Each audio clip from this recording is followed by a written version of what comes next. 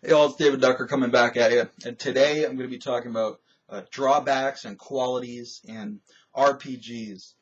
Generally, these show up in point-buy systems. They allow you more customization than class systems usually do, unless they have some kind of feat chain or quality chain you can get into. But this primarily is going to apply to point-buy, I would imagine. So what is a quality? What is a drawback? Let's start with some definitions so nobody gets confused. Quality is something that makes your character special, unique, different, exceptional. A feat in Pathfinder is a great example. Of course, these are just called qualities in the Chronicle system and the Game of Thrones system. I think that they're called benefits in Warhammer 2nd edition. So that's basically what they are. You probably have some idea of what they are if you played any RPGs. Probably. And the drawbacks are the same thing. Instead of making you exceptional and interesting and more powerful, they make you less powerful and weaker, but perhaps still more interesting. So I love drawbacks. I'm not huge on qualities, but they can be very good as well. So when to use them, where to use them. Usually if you take one of these drawbacks, you get points back from it. So that you can spend those points on other things, which is great. And this can open up the door for some power gaming. But it can also open up that door for more flavor in on your character. So what I like to do, I love to start with lots of drawbacks, and so and I invest those points wherever, usually skills.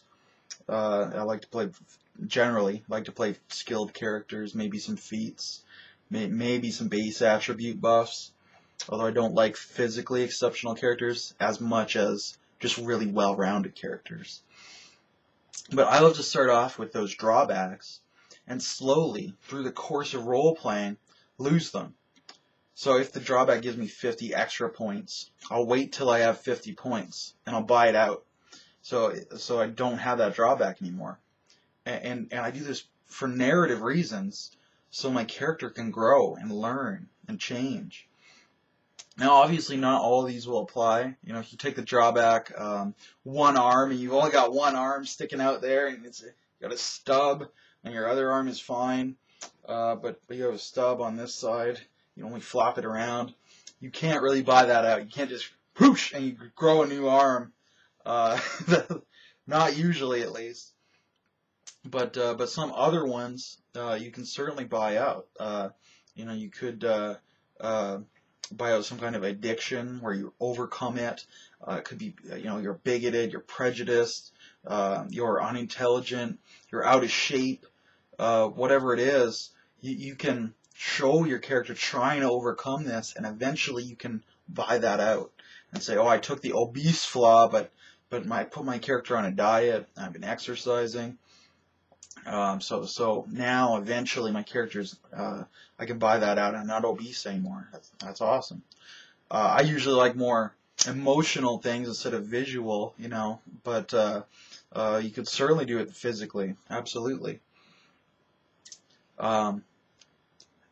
And then so I kind of start off low, and it kind of brings me up to average, and then I can progress and buy some qualities if the game lasts that long, and sort of get really exceptional. I love that, exploring the flaws of my character. It's not to say they will be weak overall. It's just to say they will have flaws, because that adds so much more interest and value to them as a character in a story. This all kind of spawned out. I was talking to my main man, Josh Pullman, and he said, Dave, why do you always make such weak characters? You're useless. You have no skills. And you're limping around. Why does your character have a limp? We're trying to run away from some bad guys here, and you're dragging your ass behind us crying.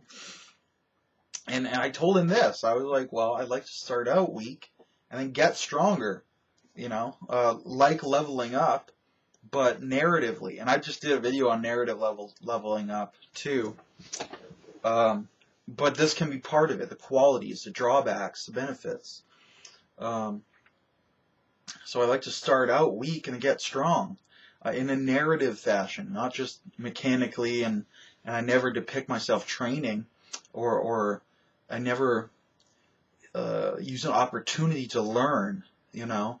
So like if I was playing a paladin, he thought ants had no souls. His religion taught him that ants had no souls, and they were to be used for kindling.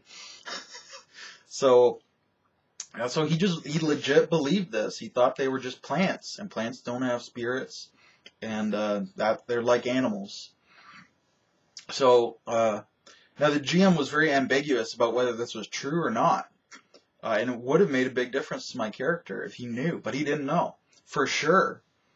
He was told as if it were for sure, but he wasn't positive. So as we got through, I met an ant. I got to talking to this ant. I'm like, oh, this ant's really sensitive and kind, and you know, I feel bad for this ant. It's had bad circumstances happen to it. You know, my character got feelings for this ant, like feelings of friendship, and I'm like, but he doesn't have a soul. But it seems like she does, and he gets so confused, and eventually, you know, he gained a point of wisdom because he stopped being so judgmental and bigoted. He started opening his mind up. So I started buying his wisdom up, and the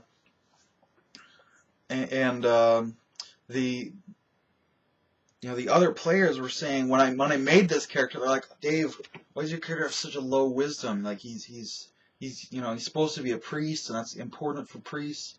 I'm like, yeah, but an unwise priest is a really interesting character, and I can always learn, you know, narratively I can learn and buy it out. So, you know, with that drawback, I've rounded my character, so I have other skills, and now I'm just going to spend my points on that wisdom. Unfortunately, the system we were using didn't let me buy out wisdom. It was like, oh no, here's some base attack bonus and willpower and more hit points and toughness, and but you don't get no wisdom. And I'm like, but that's what I've been working on, is wisdom. I need wisdom. Narratively, it doesn't make sense any longer for my character not to be wise. I don't need base attack bonus or willpower. I didn't invest in that, but I need the wisdom because I invested in it. And of course, the system would not allow that. So it was a flawed system, but the narrative was great. It's just the mechanics, unfortunately, did not support the narrative play. They were too simplistic.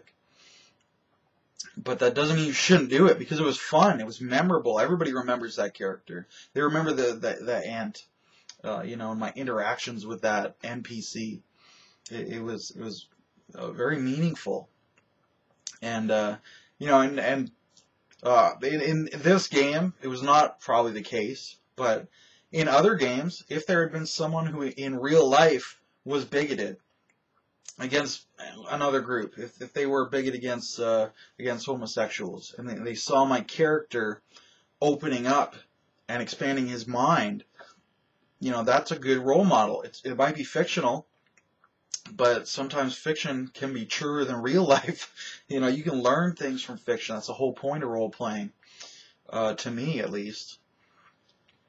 You know, or better yet, if I was bigoted in real life and played this character who started to learn and grow, then in real life I might start to learn and grow by stepping into the shoes of this character, which would be even better, you know, except for the fact that I have to start out bigoted. And in real life, I don't like to take any drawbacks if I can help it. I try to optimize myself in real life.